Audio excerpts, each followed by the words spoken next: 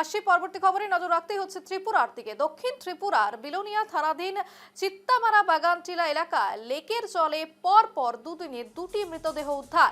ঘটনায় খবর পেয়ে দ্রুত ঘটনাস্থলে ছুটে যান মহকুমা পুলিশ আধিকারিক ঋষভ সহ বিলোনিয়া থানা ও বিলোনিয়া মহিলা থানার পুলিশ এবং ফরেনসিক দল। মহকুমা পুলিশ আধিকারিক ঋষভ জানান এবং সন্দেহজনকভাবে পরপর দুদিনে দুটি মৃতদেহ উদ্ধার হয়েছে।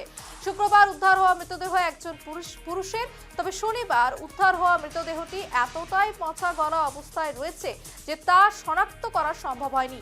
তদন্তের মাধ্যমে মৃতদেহটি পুরুষ না মহিলা তা নিশ্চিত করা হবে। এবং তবে এত ঘন জঙ্গল এবং নির্জন এলাকায় কিভাবে মৃতদেহটি এলো তা নিয়ে কিন্তু নানা প্রশ্ন উঠছে। যে খবর উঠে আসছে দক্ষিণ ত্রিপুরায় পরপর দুদিনে দুটি মৃতদেহ উদ্ধার এবং লেকের জলে উদ্ধার দুটি মৃতদেহ। तो चित्तामारा के पास एक बागान टीला करके जगह है। वैसे तो पूरा फॉरेस्ट लैंड ही है और ये रबर बागान वगैरह जो दिख रहा है ये भी इंफॉर्मेशन मिला है, गवर्नमेंट का ही है। तो यहाँ पे एक लेक है जहाँ पे कल हमें एक डेड बॉडी मिला था, मेल पर्सन का डेड बॉडी था, बट उसका आइडेंटिफिकेशन अभी तक नहीं हो पाया है। ऑल्दो हमने हर पीएस में हर जगह इंफॉर्मेशन दिया है कि हमें ऐसे ऐसे एक डेड बॉडी मिला है, अगर उसका पहचान आप कर सकें तो। आज फिर हमारे पास सुबह एक इन्फॉर्मेशन आया कि ऐसे ऐसे उसी लेक के पास जहाँ वो बॉडी मिला था उससे 200-300 मीटर आगे की साइड एक और बॉडी मिला है। तो हम यहाँ आए तो हमने देखा एक बॉडी तो है, बट उसका आइडेंटिफिकेशन अभी तक नहीं हो पाया है और अभी ये भी बोलना मुश्किल होगा कि वो मेल है या फीमेल है। সম্পর্কে বিস্তারিত জানবো। এই মুহূর্তে আমাদের সঙ্গে সরাসরি রয়েছে আমাদের প্রতিনিধি ভূপাল চক্রবর্তী। ভূপাল, যে খবর উঠে আসে দক্ষিণ ত্রিপুরা থেকে কার্যত পরপর দুদিন দুটো মৃতদেহ উদ্ধার, কিন্তু এই ঘন জঙ্গলে কিভাবে মৃতদেহ এলো এবং কারা এই ঘিন্ন ঘটনার সঙ্গে যুক্ত এবং কি করেই বা একেবারে পুলিশের নাকের ডগার দিয়ে এই ক্রাইম চলছে, কি বলবে বিষয়টি নিয়ে? দেখো রূপালী, ঘটনাটা ঘটেছে দক্ষিণ ত্রিপুরার বিলোনিয়া, যেটা দক্ষিণ ত্রিপুরা জেলা সদর, সেই বিলোনিয়ার চিত্তামারার বাগানটিলা এলাকায়।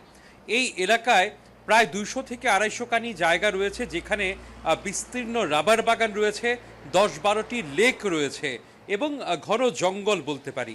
আশেপাশে বাড়িঘর নেই, একেবারে জনশূন্য এই এলাকাতে কোথা থেকে দুটি মৃতদেহ এলো এটা নিয়েই প্রশ্ন উঠেছে। এলাকার লোকজন এখানে যে লেকগুলি রয়েছে সেখানে মাছ ধরার জন্য যায়, আবার কেউ কেউ রাবার বাগানের কাজ করার জন্য যায়। তাদের নজরেই মূলত এই বিষয়টা পড়েছে। তারপর পুলিশকে খবর দেওয়া হয়েছে, পুলিশ গেছে এবং সেই মৃতদেহগুলোকে উদ্ধার করে ল্যাবে পাঠিয়েছে।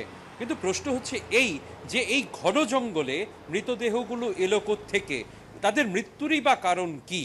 এটা কি আত্মহত্যা নাকি পরিকল্পিতভাবে খুন করে এই দেহগুলোকে এখানে এনে ফেলে রাখা হয়েছে? এই গোটা ঘটনাটায় অন্ধকারে সাঁতরাচ্ছে কার্যত পুলিশ, কারণ পুলিশের কাছে এখনো পর্যন্ত কোনো ক্লু নেই। এমনকি এই মৃতদেহ পুরুষ না মহিলা সেটাও বোঝার জোগাড় নেই, কারণ মৃতদেহগুলো প্রায় নষ্ট হয়ে গেছে। এই অবস্থায় ফরেনসিক ল্যাবের তদন্তের পরেই বোঝা যাবে যে এই মৃতদেহগুলির আসল পরিচয় কি।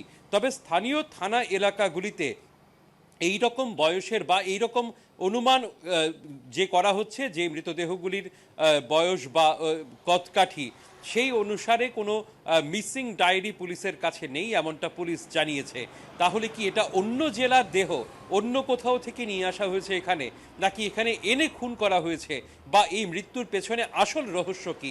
এই সবটাই কিন্তু পুলিশ অন্ধকারে, এখনো পুলিশের হাতে কোনো কিছুই আসেনি। রূপালী, একেবারে ভূপাল, তুমি যেমনটা তুলে ধরলে যে পরপর দুদিন এই ঘটনা ঘটেছে এবং এই ঘটনা নিয়ে একেবারে রহস্যের ঘনঘটা, এবং সেক্ষেত্রে কিন্তু ফরেনসিক যে রিপোর্ট আসবে সেটাই ভরসা, এবং অন্যদিকে পুলিশের তদন্তে কি উঠে আসছে সেদিকে আমাদের নজর থাকবে। আপাতত ধন্যবাদ ভূপাল।